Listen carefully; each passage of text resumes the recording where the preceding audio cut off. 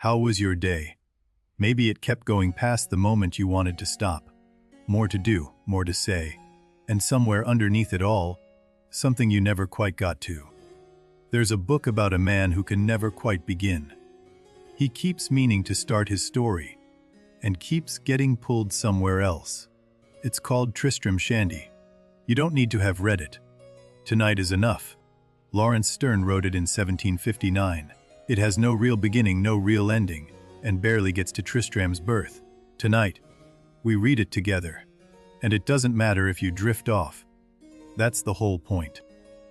Maybe today had too many things in it. Too many thoughts that kept interrupting other thoughts. If that sounds like your day, you're in exactly the right place. This book is about a life that keeps getting interrupted before it even starts. Tonight, let it interrupt yours, gently. Every week, one book. Somewhere on this page, there's a subscribe button.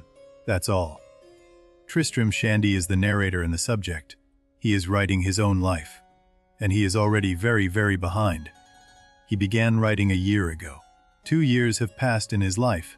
He'll never catch up. He can't just start at the beginning. Because there is no clean beginning. A life arrives with history already attached. His begins, he insists, at the precise moment of his conception. On the night of his conception, Walter Shandy has a theory. He believes that the quality of the precise moment matters enormously. And that moment is about to go very wrong, for a very small reason. Walter's theory concerns animal spirits, the invisible vital forces that, at the precise right moment, determine everything about a child's character. He has given this a great deal of thought. More thought than most things deserve. And then Mrs. Shandy asks, at precisely the wrong moment, whether Walter has remembered to wind the clock. He has not. The animal spirits scatter, and Tristram's fate is sealed before he exists. Here's where it gets interesting. Walter is absolutely certain this interruption has damaged Tristram permanently. The child has not been born. The child does not yet exist, and already Walter is disappointed. This is a book full of digressions, and tonight we're in the middle of one. Every week on this channel, one book, no quiz, no pressure. Just a story, told softly somewhere on this page. Shandy Hall sits in Yorkshire. It is real. Sterne lived there. And in the novel it becomes the whole universe. Everything that matters happens within these oak, paneled walls, around this fireplace, on this staircase. Remember this face. Of all the characters Sterne created, Toby is the most loved. A retired soldier, wounded at the siege of Namur. Gentle to the point of impossibility. There's more story ahead. Much more. But not tonight, not all of it. Tonight, just this, rest. Toby was wounded in the groin at Namur. He cannot explain where exactly. It pains him to discuss it. This pain and his inability to describe it changes the whole course of his life. The solution is the bowling green. Trim helps Toby build a scale model of every battlefield where he served. The fortifications grow. The obsession becomes a world, and Toby is, finally, at peace. If tonight helped, even a little, subscribe. Next week another book, another night like this one. Yorick the parson rides a horse that is too weak for him. He rides it because he refuses to sell it, and because he finds the situation amusing. Yorick finds most situations amusing. He will not survive this book. Yorick cannot bring himself to be tactful. He says the honest thing. People are offended, his enemies gather. He laughs, mostly. This is Tristram Notes, not a survivable strategy. Yorick dies. Sterne gives him one of the most famous pages in all of literature. A page that is entirely black. That is Yorick's eulogy. Alice, poor Yorick. Before Tristram is born, Walter has solved the most important question, the name. He has a theory that great names make great men. He has chosen Trismegistus. Then the christening goes wrong. Who will deliver the child? Walter, being Walter, has a theory. The midwife is perfectly competent. But Walter has read that midwives are superior. He sends for Dr. Slop. Dr. Slop is summoned. He lives not far away. He is riding toward Shandy Hall right now on a small horse. His bag of instruments is very large. This will become relevant. Obadiah the servant has been sent to fetch him. They meet in the lane. There is a collision. Dr. Slop arrives at Shandy Hall covered in mud, wig sideways, bag intact. He is not pleased. The bag of instruments has been sealed with the most extraordinary knots. Obadiah tied them for safekeeping. The forceps will eventually be freed.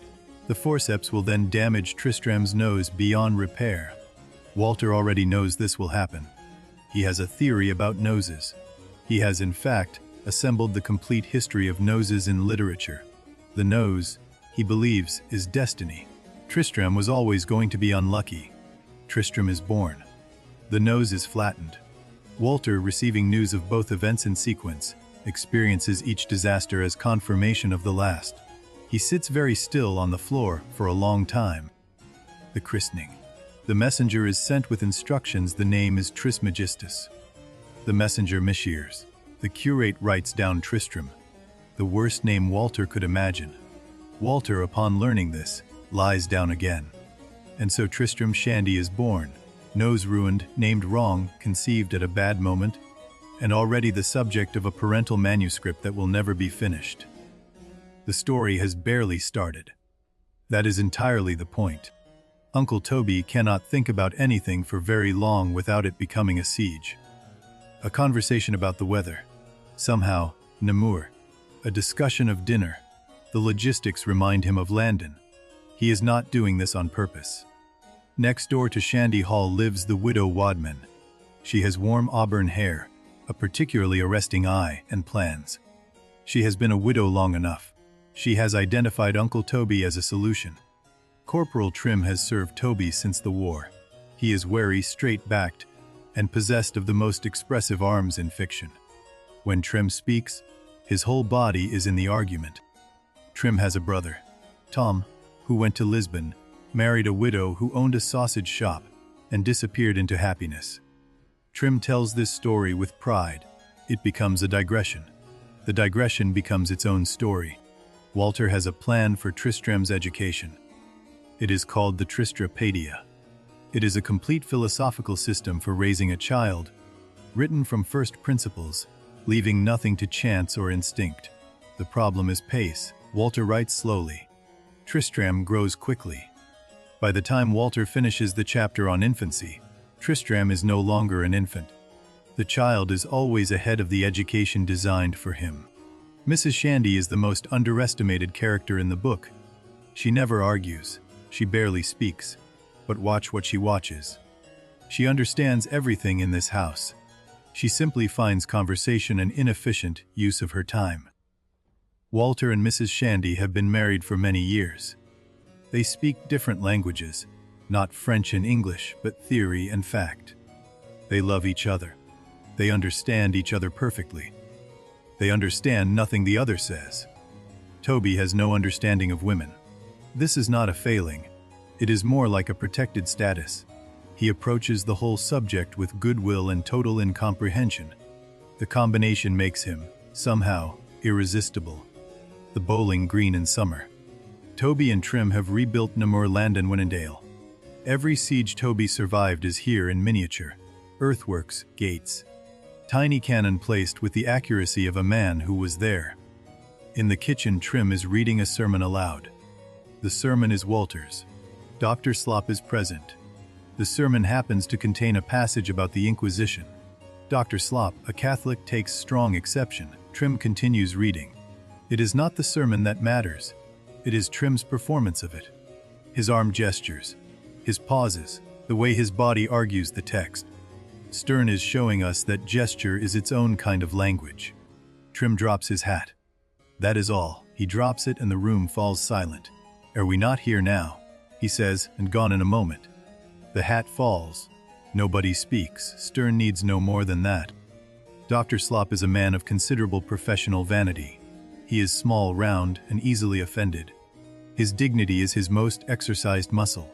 Shandy Hall tests it at every turn. The bag. Obadiah tied it with knots of extraordinary complexity, believing this would protect the instruments. Walter watches Dr. Slop fight the knots and delivers, under his breath, the most comprehensive curse in English literature. Walter's theory of auxiliary verbs. He believes that teaching a child to conjugate is in 40 different modes. It might be, it could be, unlocks the whole engine of human thought. Tristram is 4. The window sash incident. Young Tristram goes to use the chamber pot by the open window. The sash falls. The consequences are significant. Walter's response is not anger. It is a philosophical crisis about whether fate or negligence is to blame. Walter eventually concludes that the window incident was predestined. He finds this oddly consoling. If it was fated, then no one is to blame, particularly not Walter, who knew the sash was loose and meant to fix it.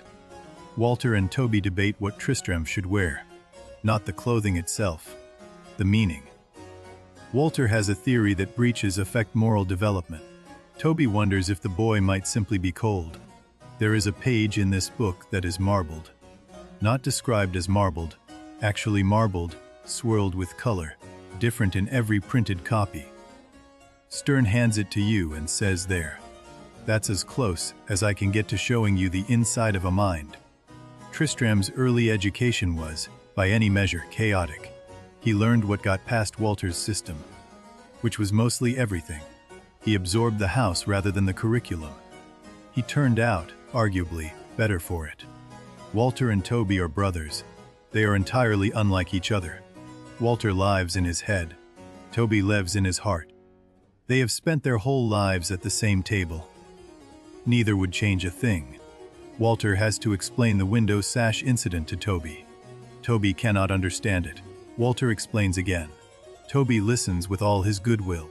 After the third explanation, Toby asks if the boy is all right.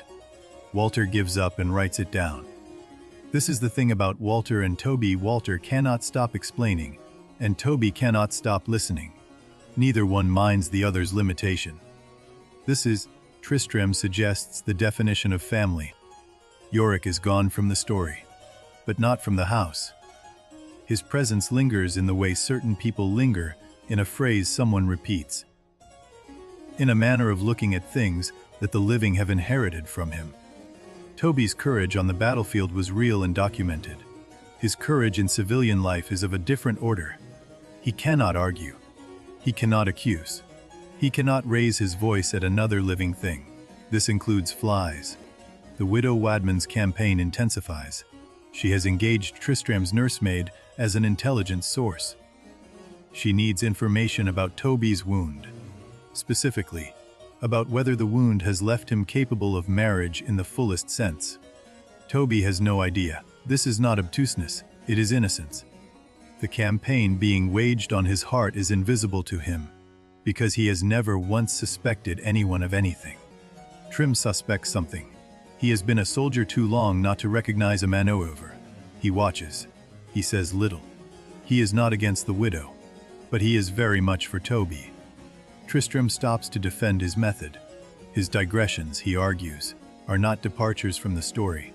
They are the story. Digressions are the sunshine, he says. They are the life and soul of reading.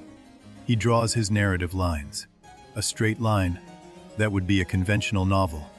But his lines loop, spiral, double back. He shows us the diagram. The diagram is more honest than any straight line. Are you keeping up? Tristram asks this. He does not expect a yes. He expects you to be somewhere in the middle of him. Not lost, not following perfectly, but present. That is enough. That is all he asks. Walter delivers a midnight speech on the miseries of human life. He has not been asked. The room is dark. He delivers it to the fireplace. It is comprehensive. It is also, Tristram notes, extremely well organized. Toby's response to the speech on misery. He finds a fly that has been bothering the room. He cups it in his hands. He opens the window. Go, poor devil, he says. Get thee gone. The world is surely wide enough for thee and me. That moment, one man, one fly, one open window, is one of the most quoted passages in English literature. Not because it is dramatic, because it is true. Because Toby is the same in large things and small things, always. Widow Wadman watches Uncle Toby from her parlor window. She describes the eye she uses. She has told Trim that she has a speck of something in it. She needs Toby to look closely. She invites Toby to look into her eye for the offending speck. He does. He bends close. He looks very carefully. He finds nothing. She thanks him. He withdraws, satisfied to have been of service. This is as close as they get for some time. What Mrs. Wadman actually wants to know is this was Toby's wound in a place that would prevent a happy marriage. She cannot ask this. Toby would not understand the question. She must find another way. When she eventually asks, as directly as she dares, where Toby was wounded, he lights up. He reaches for his map of Namur. "I'll show you exactly," he says. The conversation takes an unexpected turn into military geography. Trim knows. He is known for some time. He sits with Toby in the bowling green and explains, as gently as a man can, what the widow was actually trying to find out. The explanation takes some time. This is what Sterne does that no one else quite managed. The comedy never hardens into cruelty. The widow Wadman is not mocked. Toby is not pitied. Everyone is simply seen, and that seeing is itself a kind of tenderness. Walter receives news. Another small domestic disaster has occurred. The details are, characteristically, more symbolic than physical. He has not yet responded. He is still processing the implications. And then, the narrative moves. We are no longer in Yorkshire. We are in France. Tristram is here, now middle-aged, moving fast, riding on the road. He is running from something, or toward something, perhaps both. Death is chasing Tristram through France. Not as a metaphor. His consumption is real, his lungs are failing, the cough is getting closer. He writes faster, he laughs harder, he keeps moving south. Back in Yorkshire. The fire's burning, the theories building, the widow patient, the bowling green waiting. All the pieces are in motion, everyone is pulled toward their own obsession. The stage is set, the comedy deepens. Walter's theory of names is not a passing opinion. It is a documented system. Great names. Trismegistus, Archimedes, Caesar produce great men. The evidence, in Walter's view, is overwhelming and beyond dispute. At the very bottom of Walter's list sits the name Tristram. It is, he has concluded, the worst name in recorded history. Worse than Judas. Worse than anything. His son now bears it. Walter's despair is systematic and complete. From the depths of Walter's research emerges Slockenburgess, a fictional scholar who wrote an entire treatise on noses. Walter has read it, all of it. He quotes it at length. A story appears inside the story. The tale: a stranger arrives in Strasbourg. He rides in from the road. He dismounts. Strasbourg sees his nose. The town stops what it is doing. Nothing in the city will be quite the same again. All of Strasbourg becomes obsessed. Is the nose real or artificial? Theologians weigh in. The university convenes. Nothing is resolved. A city of otherwise sensible people has been completely undone by a single ambiguous fact. The theological dispute reaches its peak. Is the nose natural or divine?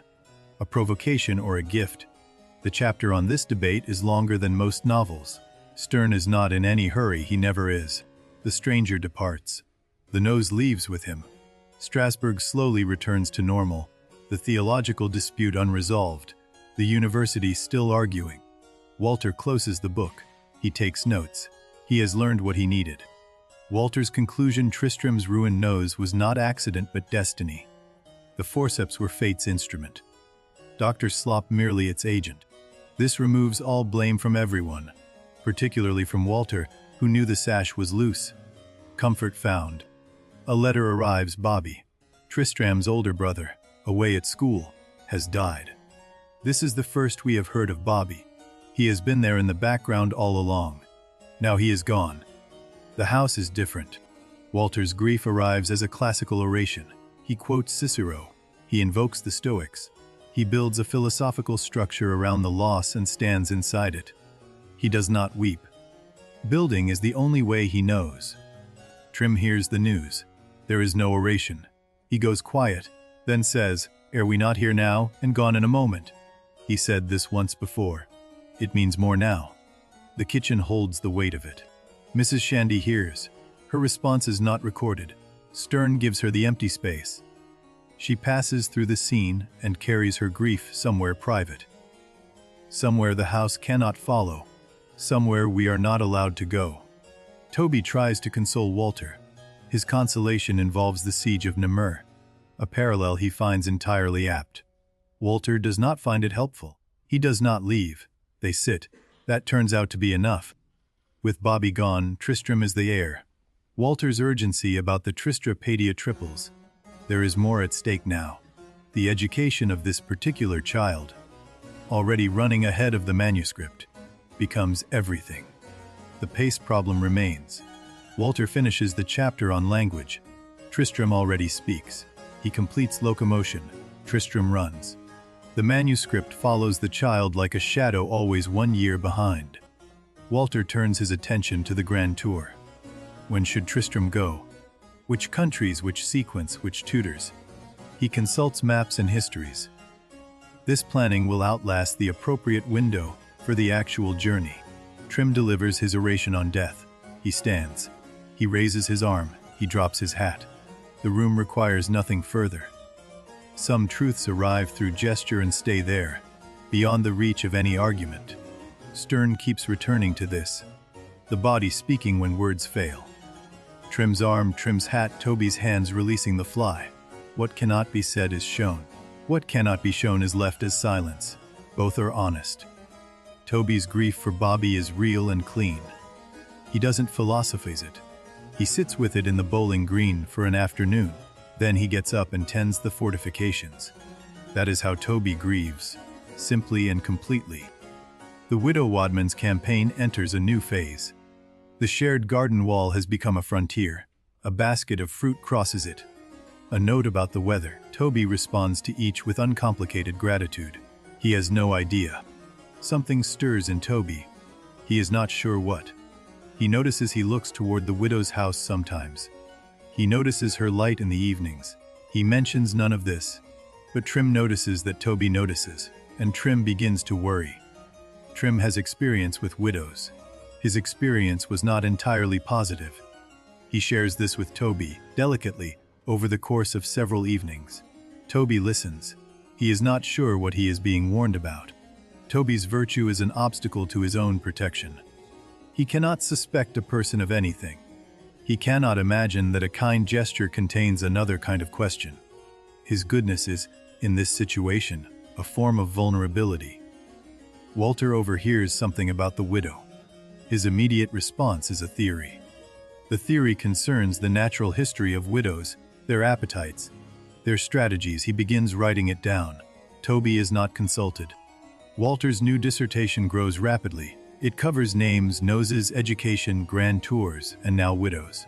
The complete theory of everything, applied to one family, in one small house, in Yorkshire. He will never finish it. This does not concern him. Shandy Hall in autumn, the fire burns higher. The bowling green is quieter. Inside, Walter writes, Toby smokes, Mrs. Shandy moves between rooms. Trim polishes something. Each in their orbit. The household turns like a very slow clock. Tristram pauses the narrative to announce that he is proud of his chaos. His story has gone in 7 directions at once, and he would not change a single one. He addresses us directly. Are we not traveling together? There is a blank chapter. Not a short chapter. A blank one. The page is there, the chapter number is there, and the content is entirely absent. Sterne leaves it for you. Fill it yourself. He means this completely. Tristram addresses a reader he calls Madam. He imagines her reading. He wonders if she has gone back and read a passage she missed. He thinks probably yes. He finds this entirely appropriate. He likes his imagined reader. Time, Tristram observes, is irreconcilable with narrative. Real time and clock time and story time are 3 entirely different things. He has been writing for 2 years. In his story, it has been 2 days. He will never catch up. He knows this now. Toby begins to court. Or rather, he allows himself to be courted without quite knowing what is happening. He visits next door more often. He stays longer. He arrives with his pipe and leaves it behind by accident. The garden scenes.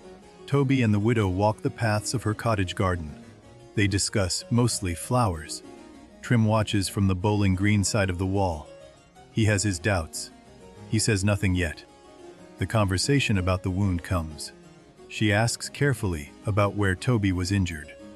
Toby answers with complete transparency, which is to say, with complete military geography. He describes Namur in loving detail. Sterne pauses to describe the widow Wadman's face. He spends several sentences on the eyes, the expression, the particular quality of her attention. Then he stops. He says, "You paint her. Leave the page blank." He does. The blank page is not a joke. It is an argument. We all have a face for the widow Wadman. She looks like someone we know. Sterne knows this. The empty page is the most accurate thing he could have drawn. Walter discovers the courtship. His response is immediate: a theory. The theory concerns the nature of matrimonial alliances between military men and widows of neighboring estates. He begins an outline. Walter drafts a marriage settlement for Toby, in jest, mostly. The document is 12 pages. It covers every contingency. It addresses circumstances that have not yet arisen. Walter reads it aloud. Toby listens and smokes his pipe. Trim has a romance in his past.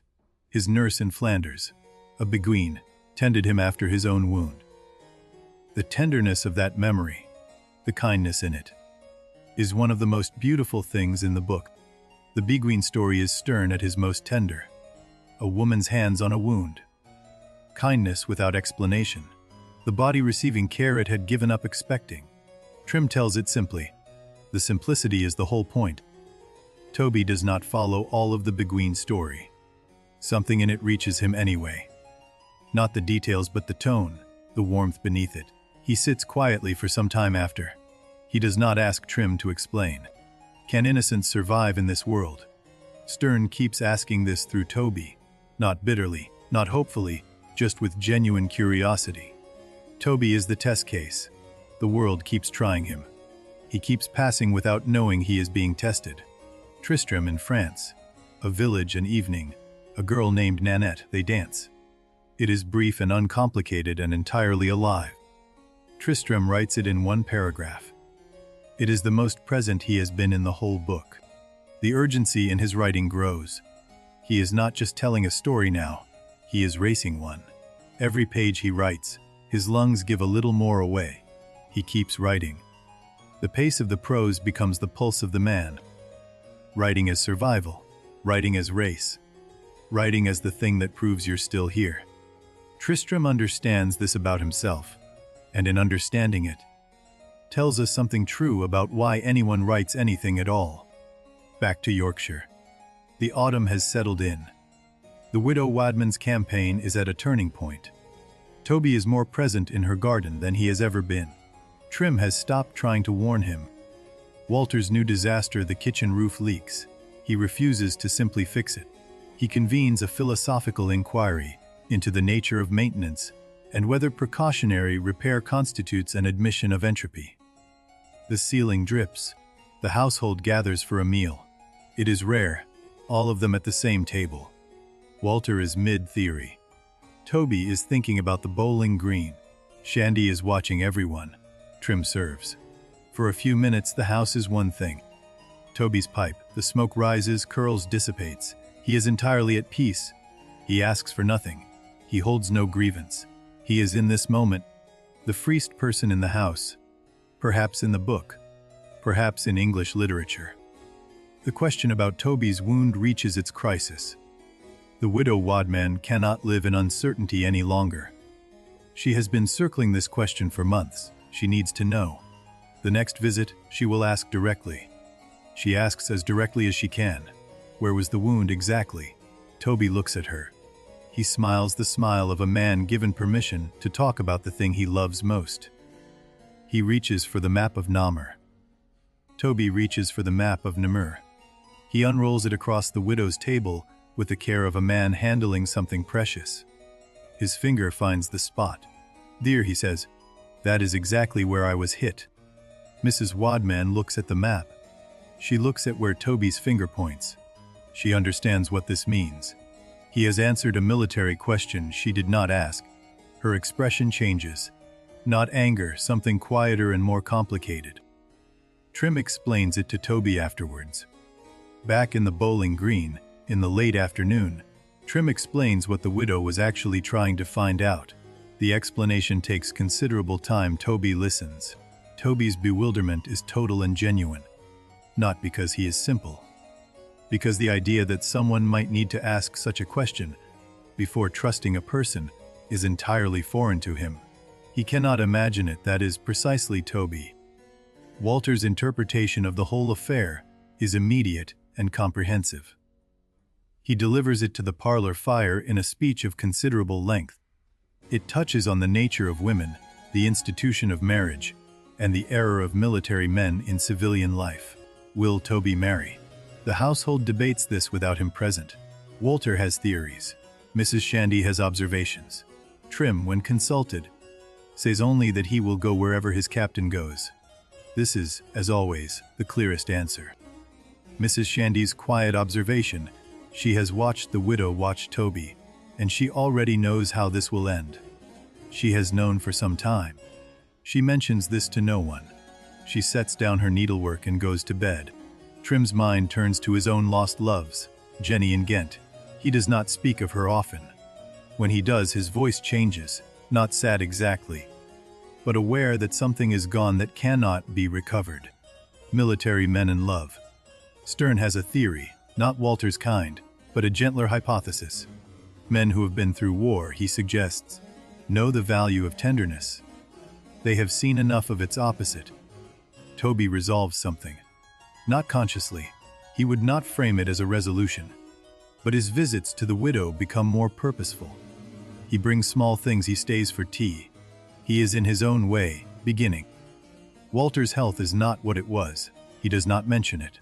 He writes faster, argues louder, theorizes with greater urgency. These are the signs, in a Walter Shandy, of a man who knows time is contracting.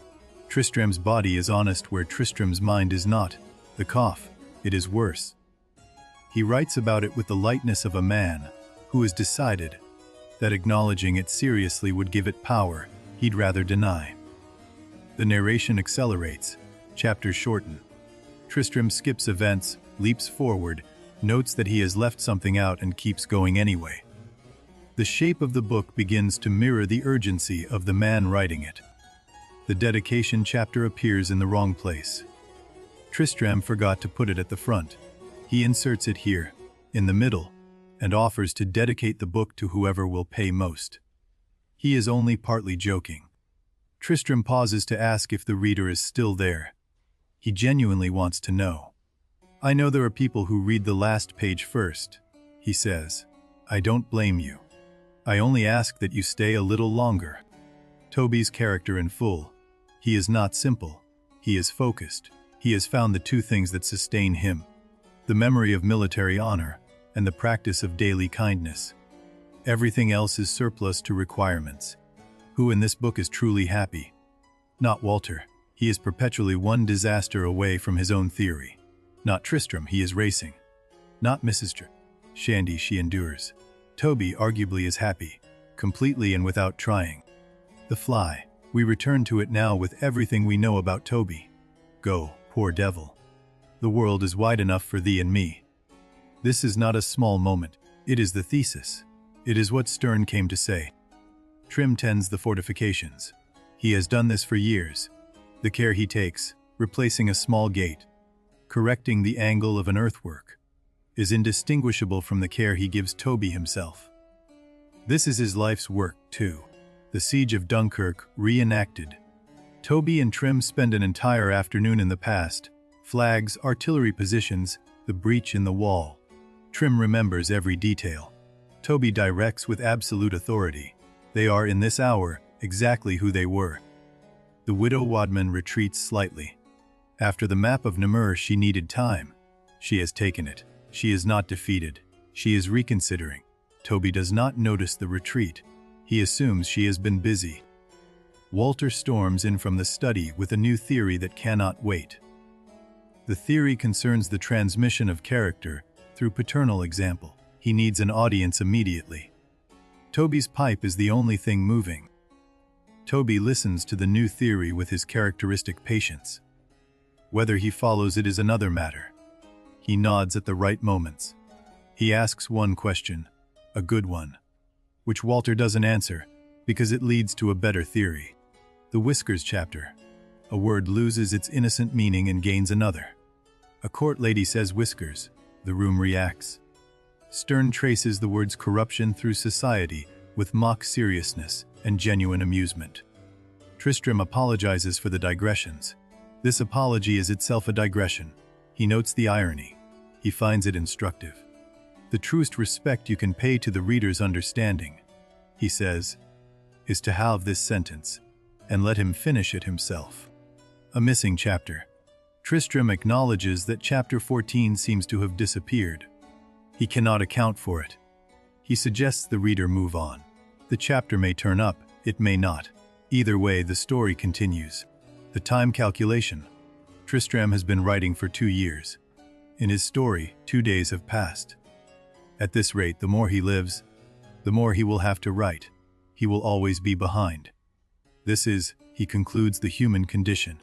Tristram's philosophy of writing: the only honest way to write a life is to never finish it. A finished life story is a lie. A life is still happening. The book that admits it cannot end is the only truly honest book. The Shandy family at dinner. The ordinary texture of the household. Bread and wine and the sound of Walter's silverware against his plate when a thought strikes him. Mrs. Shandy filling glasses. Toby eating in contented silence. Walter raises his glass. Not a toast exactly, more a pause in the argument, to whatever theory he is currently developing. Toby raises his glass in response with the mild enthusiasm of a man who is always willing to drink to something. Mrs. Shandy watches her husband across the dinner table. She watches how he holds his fork when he is thinking. She has been watching this for 25 years. She knows him better than his theories know him. She doesn't say so. Mrs. Shandy is the most underestimated character in the book, and possibly in English literature. She endures, she observes, she knows. She never insists on being believed. That patience is not weakness.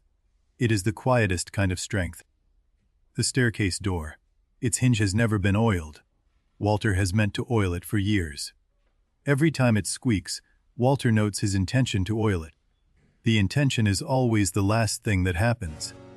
This is the pattern of Shandy Hall, the things that are never fixed, because discussing them is more interesting. The hinge, the leaking roof, the unfinished manuscript, the unfinished education, everything perpetually pending. Walter's treatise on sleep. He has strong views. Sleep is not merely rest, it is a philosophical state, a withdrawal of consciousness that resets the argument. He has prescribed himself 8 hours. He sleeps 5 and writes the other 3. What does Toby dream? Sterne doesn't say. We can imagine the bowling green extending into the actual battlefields, the model cannon becoming real, Trim at his side, and somehow it is peaceful, not terrible. Toby has made peace with all of it. Trim keeps watch. Even now, even in the peaceful evening of their lives, he checks the doors, banks the fires, moves through the house in the early hours. He does not know how to stop being a soldier. He doesn't want to. The courtship resumes.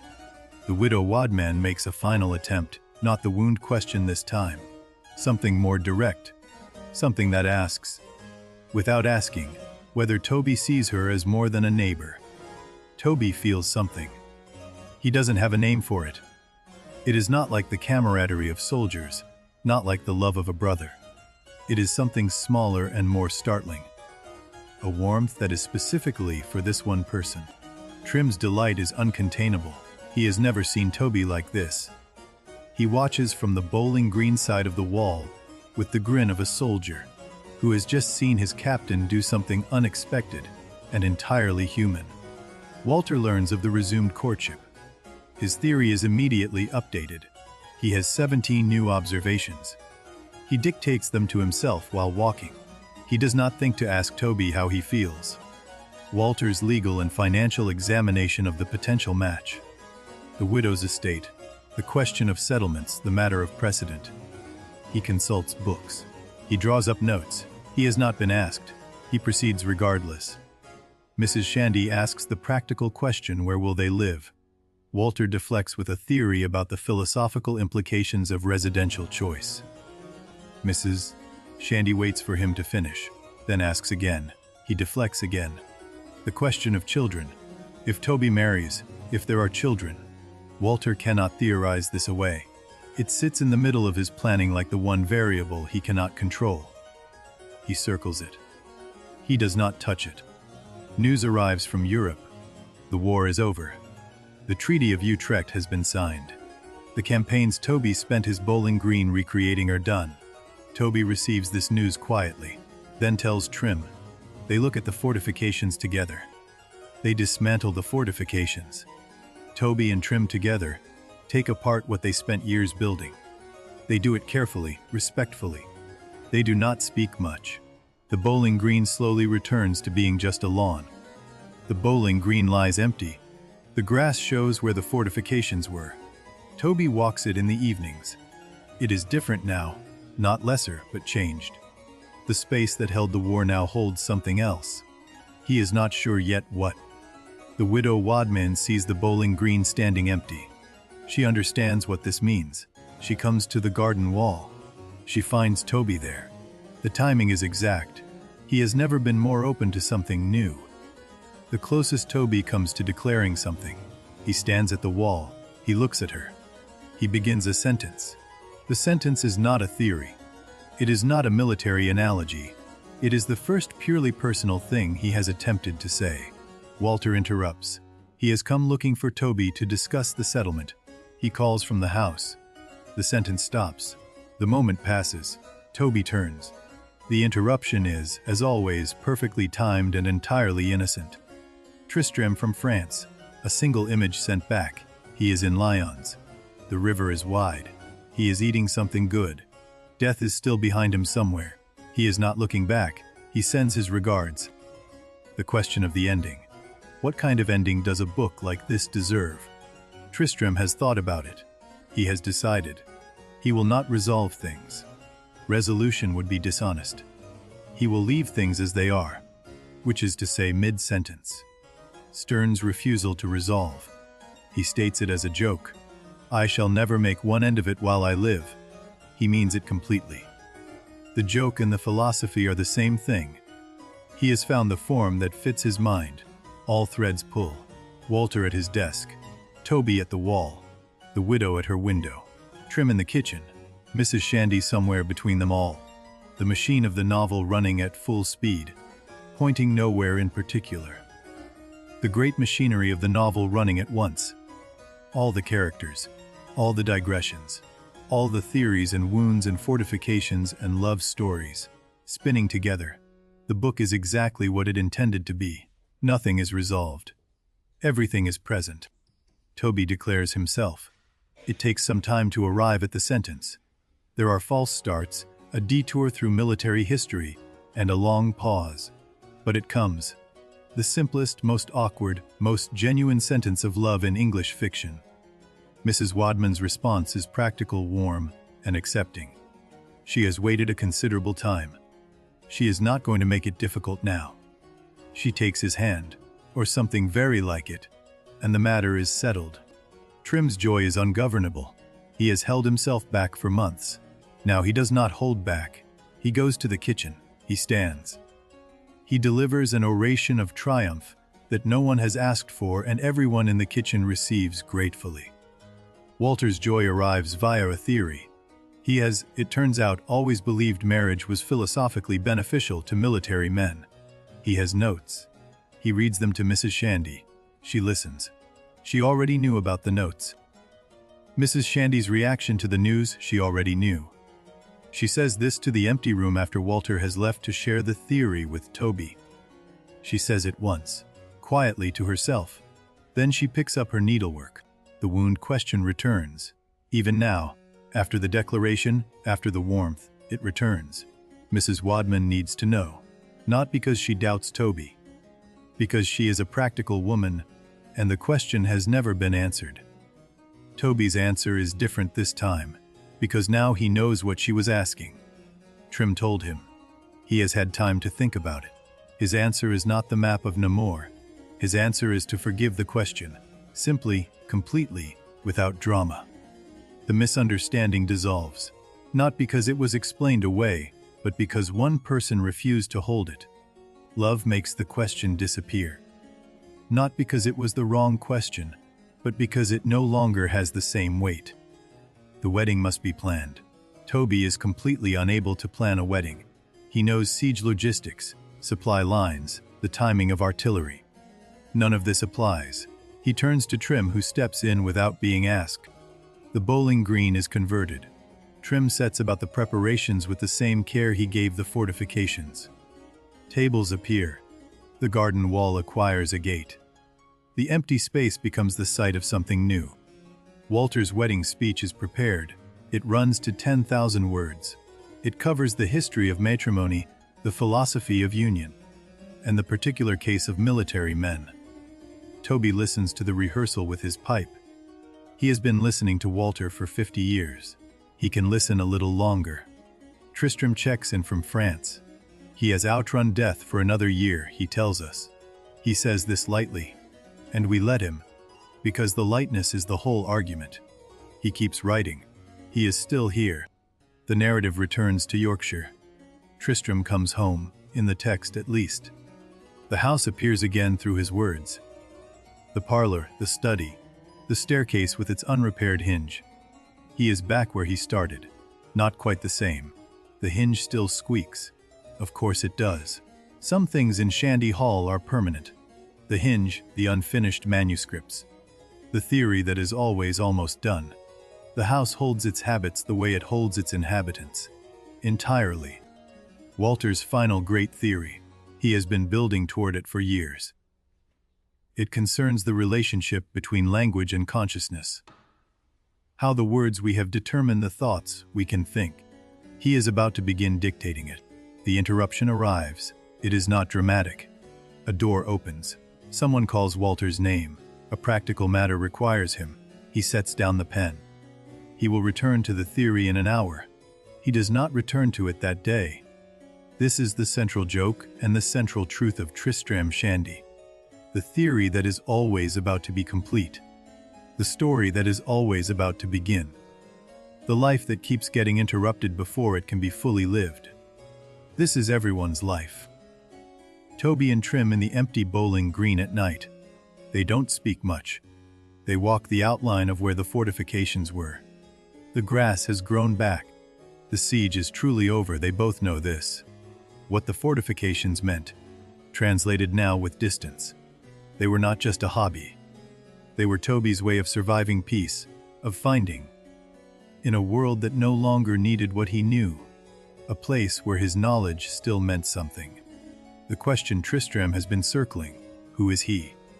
He has written 9 volumes in the attempt to answer it. He has not arrived. The answer keeps moving. He suspects now that this is the answer. His digressions are his character. Everything he has digressed toward. The fly, the hinge, the map of Namur, the whiskers, the nose, is the self that couldn't fit in a straight line. The book is the portrait it kept putting off painting. The Tristrapedia. Will it ever be finished? Walter knows the answer but will not say it. The manuscript is enormous. It covers everything except the years it was supposed to cover.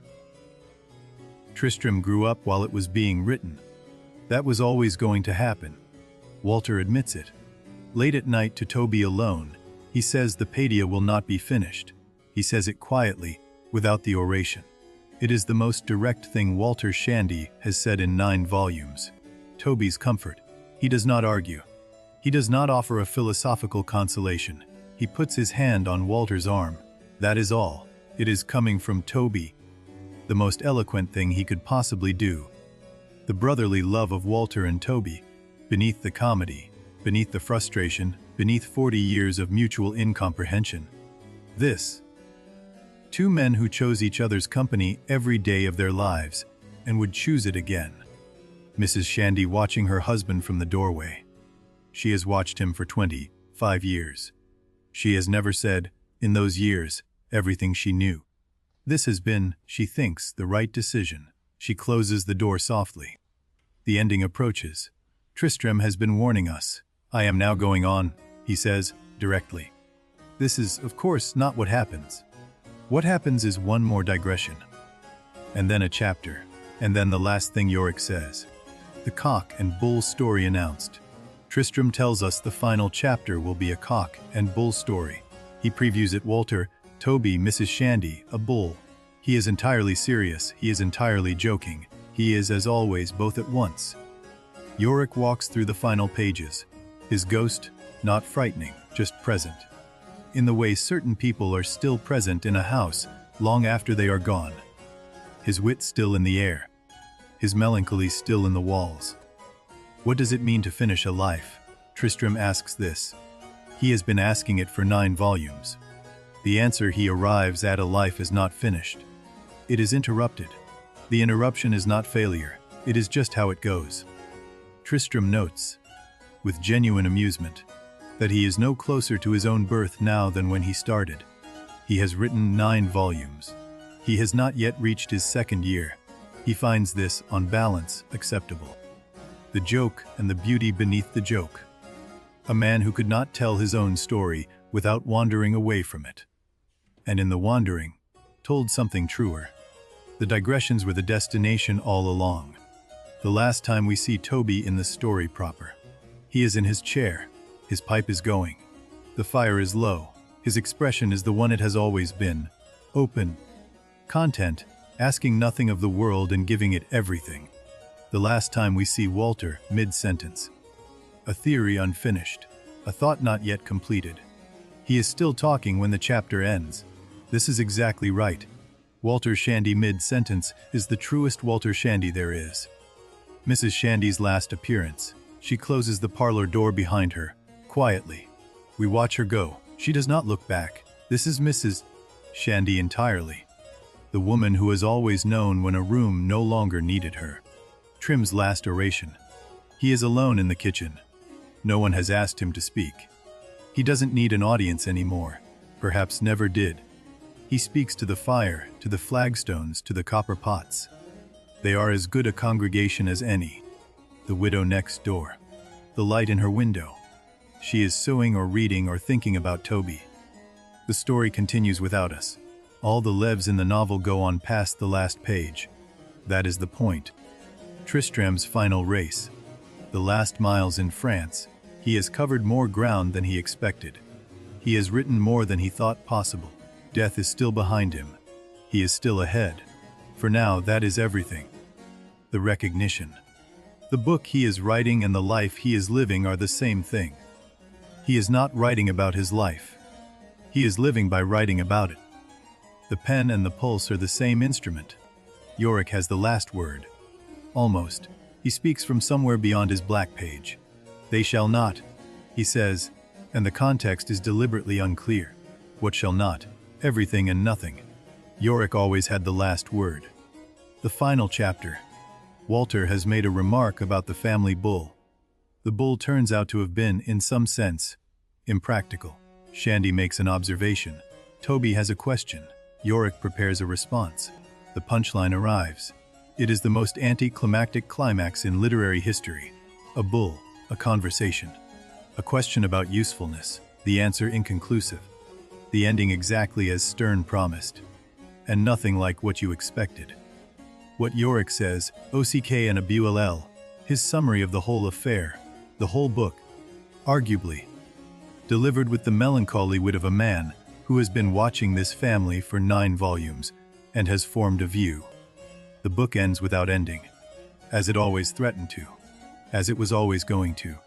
The last sentence arrives, and it is not a conclusion, it is a pause, a breath, and then the white page, Sterne's most eloquent punctuation.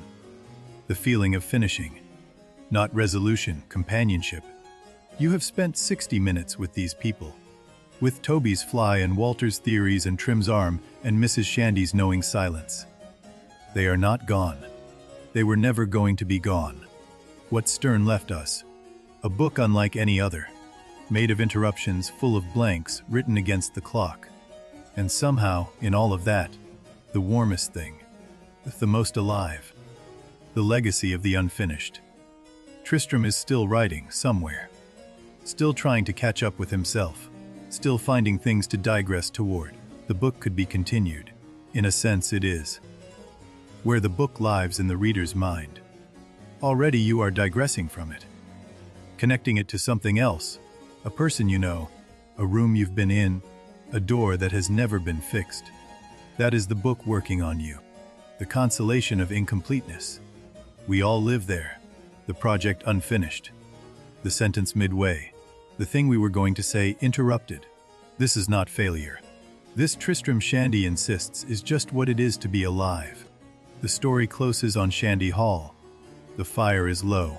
The house is breathing. Everyone is where they always are. The night is holding them. Nothing is resolved. Everything is exactly as it should be. The hinge on the door, still unoiled, still squeaking.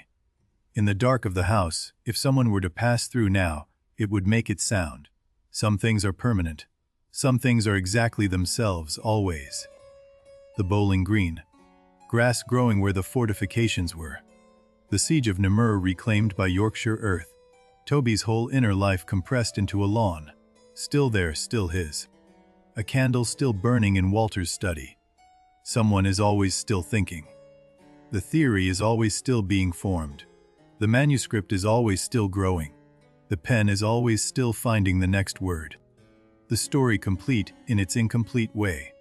Everything that needed to be said has been said. Sideways, digressively.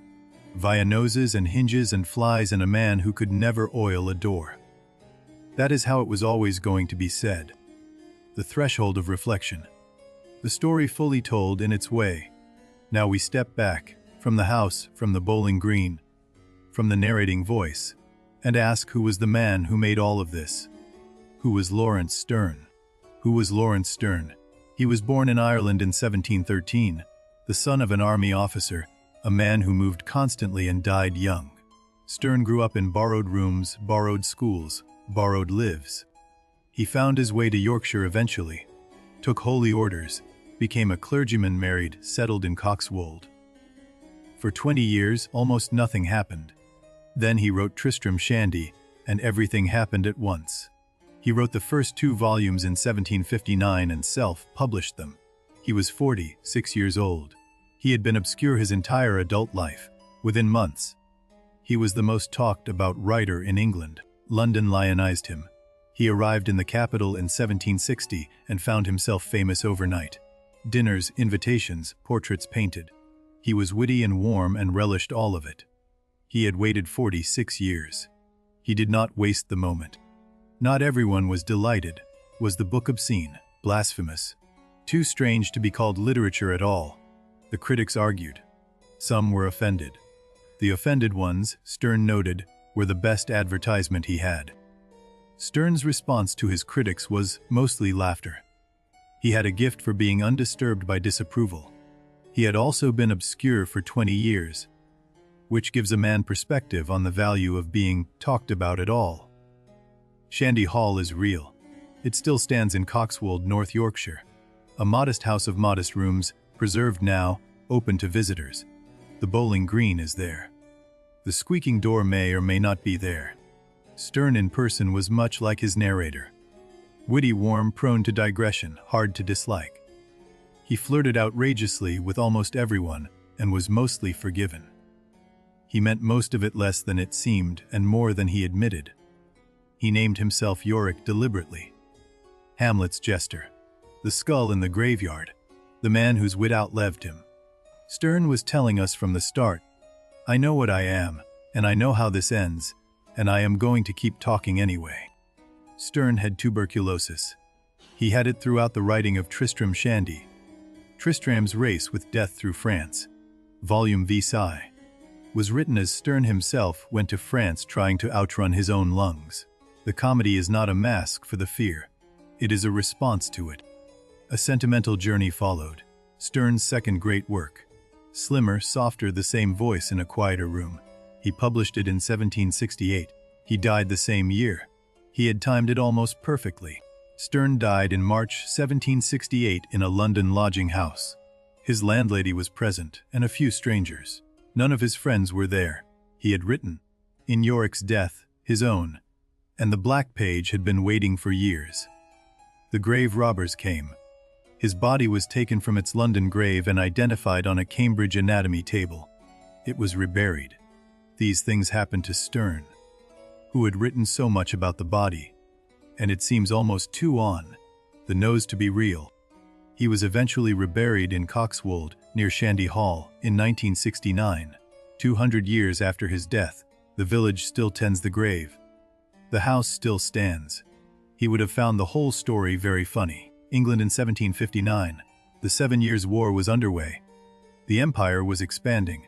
The reading public was growing. Coffee houses, circulating libraries. The novel itself still a new and slightly suspicious form. The novel was young. Defoe had started it with Robinson Crusoe. Richardson had extended it into sentiment. Fielding had made it comic and robust. And then Sterne arrived and broke every rule any of them had established. What experimental meant in 1759 was more radical than it sounds now. There was no tradition of metafiction to reference. The blank pages, the marbled page, the missing chapters, these had never been done. They were genuinely shocking. He had read Rabelais, the great French satirist of the body and language. He had read Cervantes, Don Quixote, the knight who mistakes windmills for giants. He acknowledged both debts openly. He had learned from the masters how to break the rules. The name Yorick comes from Hamlet, the court jester dead before the play begins.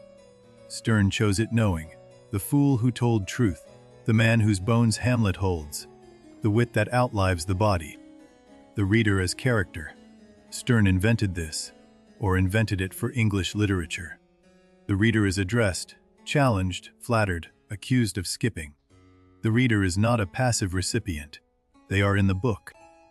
The blank and black pages, what were they saying? The black page was grief that language cannot hold. The blank page was the portrait that only the reader can paint. Both are arguments about what writing can and cannot do. The marbled page was literally different in every copy of the first edition. Each one unique, swirled by hand. Sterne called it, motley emblem of my work. He meant it as a description of consciousness itself. Sterne published in volumes, 2 at a time, then single volumes, then 2 again. Each arrival was an event. Readers waited. The serialization created anticipation that no single complete publication could have. He understood his audience. The readers of 1759 were not like today's readers. They were fewer, more leisured, and expected to work for their entertainment. Sterne gave them work, and they loved him for it. The difficulty was the point. Dr. Johnson disapproved. Nothing odd will do long, he said. Tristram Shandy did not last. Johnson said this in 1776. The book is still in print. Johnson was wrong about very few things. This was one of them. David Garrick was his friend, the greatest actor of the age. Sterne loved the theater, loved performance, loved the idea that the body and voice together said things the page alone could not. Trim's gestures make more sense now. Sterne was the presiding genius of the sentimentalist movement. Sentiment, the cultivation of feeling as a moral and aesthetic practice. Feeling things was not weakness. It was intelligence applied to the right objects. The tension in the book between satire and tenderness. Both are completely meant. Walter's theories are satirized, and Walter is also loved. The widow's strategy is comic, and the widow is also respected. Sterne refuses to choose between laughing and caring. Walter Shandy is a type, the 18th century philosopher taken to his logical extreme. A man of the Enlightenment for whom everything is a problem to be solved by reason. Sterne loved and laughed at this tendency. He had it himself. Uncle Toby is a type, the retired soldier displaced from war. A man whose entire identity was formed in conflict, now in peace. Finding the bowling green because he needed somewhere to put himself. An early portrait of what we might now call trauma. Mrs. Shandy as a type, and then the type shattered. She begins as the conventional silent wife. She becomes, gradually, the most perceptive person in the novel. Sterne's quiet radicalism about women is never announced. It simply accumulates. The widow Wadman as a woman with agency, unusual for the period. She knows what she wants. She pursues it. Her methods are constrained by her century. Within those constraints, she operates with considerable intelligence. Sterne's own marriages were complicated. He married Elizabeth Lumley in 1741. It was not a happy match. They separated for periods. He was often absent, in London, in France, in the company of people who were easier to be with. In his last years, he fell in love with Eliza Draper, a young married woman. He wrote her letters of extraordinary tenderness. The letters were published after his death.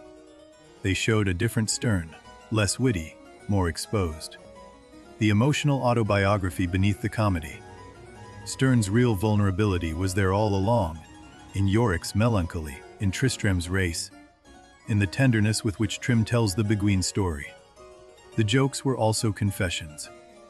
The Yorkshire setting. Sterne knew the wolds, the grey skies, the particular damp of the North Riding. The house in the novel is the house he lived in. The lane is the lane outside his window. The geography is as real as anything in the book. Shandy Hall today is preserved and open. You can visit the bowling green. You can sit in the rooms where the novel was written. The hinge, reportedly, still makes a sound. Some things do not change. The word Shandean entered the language. It means digressive, eccentric, humorously preoccupied with one's own peculiarities. It is a word for a way of being that the book named. Sterne made an adjective of himself. 9 volumes arrived between 1759 and 1767. The gaps between them lengthened as Sterne's health declined. Readers waited each time. The final 2 volumes arrived in 1767, knowing they would be the last. They contained, accordingly, everything left to say. Volume V. Tristram fleeing death through France was written as Sterne himself fled his own illness to the continent. The comedy is not denial. It is a decision, a choice of tone in the face of what was coming. Comedy and mortality. Sterne chose laughter, not to avoid the truth, but because laughter is a form of attention. You only laugh at the things you are actually looking at. His comedy is a way of seeing clearly what the novel says about fathers and sons. Walter loves Tristram too much and in entirely the wrong way. He theorizes him instead of knowing him. Tristram, narrating, forgives this, gently, without announcement, throughout 9 volumes. What the novel says about the body. Wounds, births, noses, hinges. The physical comedy. Sterne was fascinated by the body's insistence on existing. It keeps getting in the way of the mind's plans. He found this both funny and profound. What the novel says about time. This is the only book that makes you feel time as you read it. The gap between lived time and narrative time is not a problem to be solved. It is the subject. You are inside it. What the novel says about identity. Tristram never quite arrives at himself. He keeps circling. The self he is writing toward keeps moving. Sterne suggests this is not a flaw in the writing. It is an accurate report on what selves actually are. John Locke is the philosopher behind the novel. Sterne had read his essay concerning human understanding deeply. Locke's idea the mind is not a fixed thing. It is a stream of associations, one thought calling up another. Tristram Shandy performs this idea. Locke said the mind works by association. One idea triggers another, and that one another, along a chain that reason didn't plan. Tristram Shandy is a novel that thinks the way Locke said minds think. The digressions are not departures. They are the process. This matters now because stream of consciousness, the literary technique that defined modernism, has Sterne as its great-grandfather. Woolf, Joyce, Prost, they all follow a path Sterne walked in 1759 in Yorkshire without knowing where it led. The novel is portrait of a mind at work, not a story about a man, a demonstration of how one man thinks. Every digression is a synapse firing. Every interruption is consciousness doing what it always does. The form is the content. Context complete. We know who wrote it, when, why, in what tradition, and against what convention. We know the house and the illness and the laughter that chose itself as a response. Now, what did it leave behind? The immediate legacy, 9 volumes, a fame Sterne barely had time to enjoy, and then silence. He died in 1768. The book was left to manage its own reputation. It turned out to be quite capable of doing so. The 19th century was complicated. Sterne had admirers, but the Victorians were made uneasy by the bawdiness, the loose structure, the refusal to be improving. They admired Sterne cautiously, from a slight distance. Coleridge defended him. Hazlitt wrote about him with genuine admiration. The Romantics saw what the Victorians flinched from: the freedom, the subjectivity, the mind allowed to move as it actually moves. Nietzsche read Tristram Shandy and loved it. He called Sterne the most liberated spirit of all time. This from a man who liberated a few spirits himself. The endorsement means something. Schopenhauer admired it too. The great pessimist philosopher and the comedy of failure. The connection makes sense. Sterne's world is one where nothing works as planned, and this is presented not as tragedy, but as the fundamental condition. Karl Marx quoted Sterne in Das Kapital, the line, "I digress." He used it to acknowledge a deviation in his own argument. The most serious political economist of the 19th century, borrowing the vocabulary of the most frivolous novelist. Virginia Woolf wrote about Sterne with love. She placed him at the head of the tradition she was working in. Consciousness, subjectivity, the mind's actual texture. He had done it first. She was glad he had. James Joyce and Ulysses.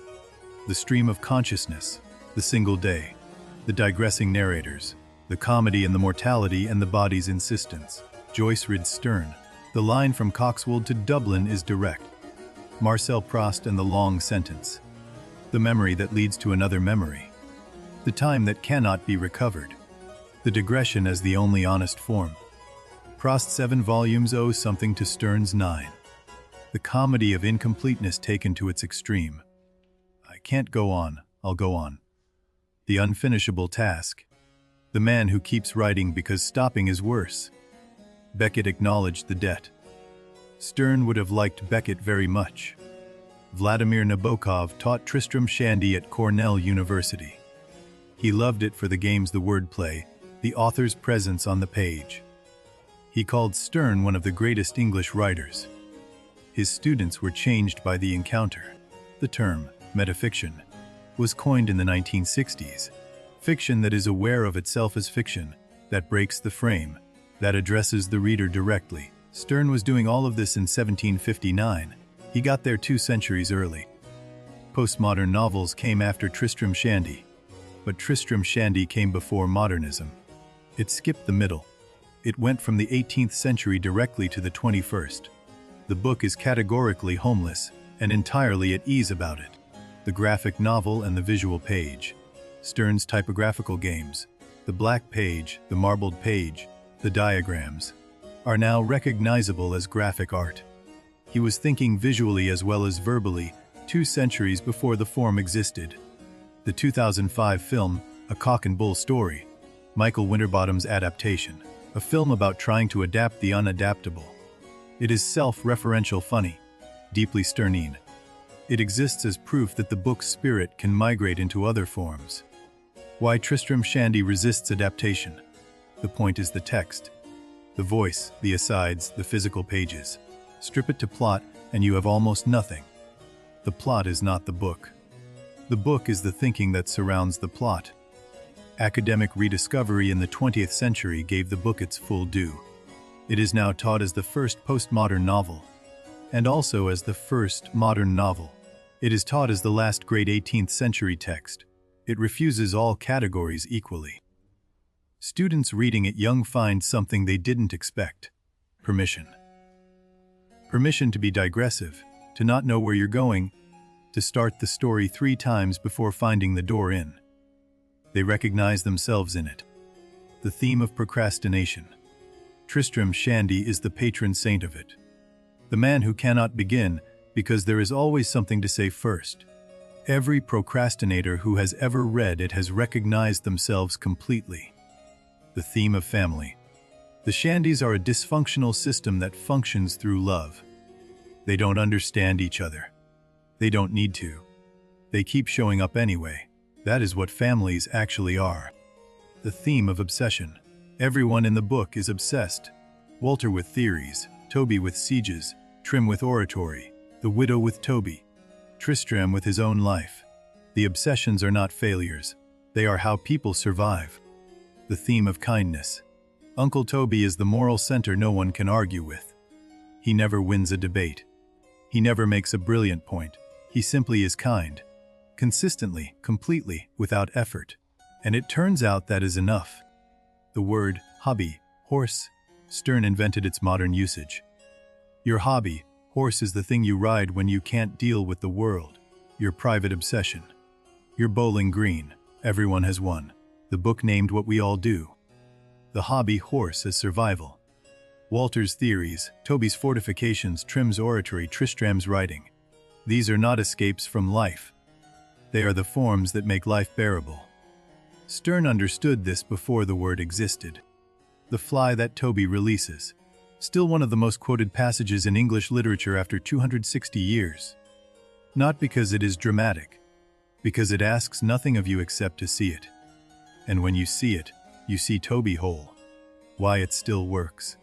The moment is not about a fly. It is about a man who has been through war and found, on the other side, that he cannot bring himself to harm the smallest living thing. That trajectory moves us. It always will. The reader as participant. Sterne's demand that you bring yourself. Still rare. Most novels ask you to disappear into the story. This one asks you to stay present, to fill in the blanks, to paint Mrs. Wadman's face yourself. The blank page for Mrs. Wadman's face, still working after 260 years. Every reader fills it differently. That is the genius. Sterne knew more about the reader's imagination than any portrait painter could have given him. The novel's place in the canon, disputed, unstable, and entirely fitting. No one in some lists of greatest novels, uncategorizable in others. The critics have never quite decided what shelf it belongs on. It doesn't care. What makes it a classic? The Test of Time is a book that keeps doing something new to every reader who comes to it. Tristram Shandy does something new in every century. It keeps finding readers it was written for. The readers who discover it late, at 40, 50, 60, often find it most. They have enough life behind them to recognize the digressions as the thing itself. They have been Tristram without knowing the name for it. Reading it after loss. The comedy of mortality, the black page, Trim's hat. These land differently after grief. The book doesn't comfort by avoiding loss. It comforts by laughing alongside it. That is a rarer thing. Reading it after having children. The father-son comedy reveals itself. Walter's love expressed entirely in the wrong form. You recognize it. The Tristra.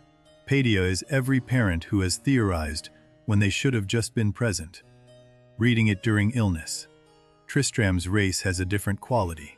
The urgency, the humor, the refusal to stop. These read as instruction when the body is being difficult. Sterne gives you the tone. You can borrow it. The universality of the digression. All human minds work like this. We think we are going straight, and then a clock triggers a memory, and a memory triggers a feeling, and the feeling becomes a story. This is just thinking. The consolation, we are all Tristram, trying to begin and already behind. The life outrunning the account of it. The plan interrupted before it starts. This is everyone, Sterne named it. That is what great books do. The Shandean spirit defined curious, warm, self-aware, incorrigibly alive. A way of moving through the world that finds everything interesting and holds nothing too tightly. It is a disposition as well as a book. What the book gives a reader who falls asleep in the middle. It doesn't mind. Sterne built the falling asleep into the structure. The digressions are padded landings. The voice is designed for drifting. He knew what he was doing. Sterne's permission, you do not have to follow everything. Just be here. The book will find you where you are. It always has. It always will. That is its particular gift, given once in 1759, still arriving. Legacy complete. A book that ends where it begins and invites you back. A man who named himself after a skull and made it funny. A family that couldn't communicate and loved each other completely. This is what it left. Incompleteness as a form of honesty. That is what the book leaves behind. Not resolution. The acknowledgement that most things don't resolve, and finding that to be somehow all right. What a life looks like from the inside. Digressions, interruptions, theories that never quite complete. What it looks like from the outside. A man, a house, a family. Both are true. Both are the same life. The digressions as the life. What we remember is rarely the plan. It is the hinge that squeaked, the fly that was released, the hat that fell. The small things. The interruptions, they were the story. The wind down begins now. Let the story settle. You don't have to hold any of it. The images will go where they go. That's the whole point of tonight. Shandy Hall at night. The house as it would be now. Quiet, dark, the rooms breathing. The parlor empty, but still carrying the warmth of everyone who ever sat in it. Uncle Toby at rest. What peace looks like in this book. A man in his chair, his pipe set down, the world asking nothing of him. He never asked much. He was given back exactly that. The bowling green in moonlight. The fortifications are gone, just the outline in the grass. Moonlight on the lawn. The siege done. The peace actual. Walter asleep at his desk, the manuscript under his hand. The theory unfinished, of course. His pen at rest beside the page, his breathing slow. Even Walter sleeps eventually. Mrs. Shandy extinguishes the last candle. She has done this every night for 25 years. The room goes dark. She knows the dark of this house better than anyone. The house in darkness, a held breath. The kind of quiet that only comes after everyone has found their place for the night. What the book leaves with us. Not a resolution. A companionship. The sense of having been with people who were fully themselves. Flawed, funny, kind, that stays. The narrator saying goodbye. Not quite, because he never finishes. Tristram is still mid-sentence somewhere. Still digressing, still behind, still entirely himself. A book still being written. A life still being lived in the pages. You can return any time. It will be exactly where you left it, mid-thought, mid-digression, entirely glad to see you. What it feels like to finish a story that doesn't end. Lighter somehow. As if something has been given rather than taken. As if the incompleteness was always going to be the gift. The particular piece of incompleteness. You can always return. Nothing is closed. The door is open, though the hinge still squeaks on the way through. The hinge on the door. Still unoiled. Still there. The most patient object in English literature. Waiting for Walter's intention to become action. It may wait a while longer. Sleep as its own digression. We leave the story and return. The book will be mid-sentence when we come back. That is exactly right. The soft quality of tonight. When a story has gone through you. When you carry Toby's pipe and Walter's theories and Trim's arm in some quiet part of the mind. You don't have to hold any of it. Let it go where stories go. Whatever stayed, stayed. Whatever drifted, drifted. That's all it needed from you. What remains after the story? A warmth, a lightness. The particular afterglow of Uncle Toby. The feeling of having been in the company of someone genuinely good. The book will still be here tomorrow. So will we. Sleep well. Sterne at his desk, late. The candle low. Writing faster than his lungs allow. Still laughing at the thing he is afraid of. That is the courage the book came from. The gift he left. Lauder at what cannot be helped. Not denial, clear seeing, with a smile. The most useful thing anyone has ever taught. Tristram still writing. Somewhere. Still trying to reach his own birth. Still behind. Still glad to be behind, because being behind means still going. The reader released. You've been here. That is all it needed. That was the whole arrangement. You stayed, the story was told, and now you can go. The Yorkshire night. Still damp old. The same sky above Shandy Hall that was above it when Sterne wrote. Some things don't change. That is comforting in ways that theories never quite reach. A candle in a window. Someone still thinking, the last light in the house. Let it burn. It always has. The narrator's voice. Fading now. One last aside. The voice that has been with you all evening, stepping back. Still there, if you listen. Just quieter. The door closing. The hinge doesn't squeak this time. Perhaps Walter finally oiled it. Perhaps it is simply quiet tonight, either way. The door closes softly. An almost silence. The breathing of the house, the embers. The garden beyond. Everything at rest. Good night. No fanfare, no conclusion. Just this, the dark, the quiet, and the warmth that remains. The white space of the page. What Sterne left for us. Room to be, room to drift. The page that asks nothing. Just holds you. The world outside's still there. The stars, the cold, the morning coming. But not yet. Not for a while. Rest now. Nothing left to say. Which is exactly right. Sterne would approve. Sleep. The book will be here when you wake.